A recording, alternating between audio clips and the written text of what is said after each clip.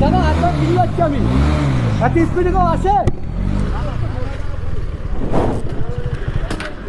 তো গাইজ হয়ে গেছে কান জয়দা।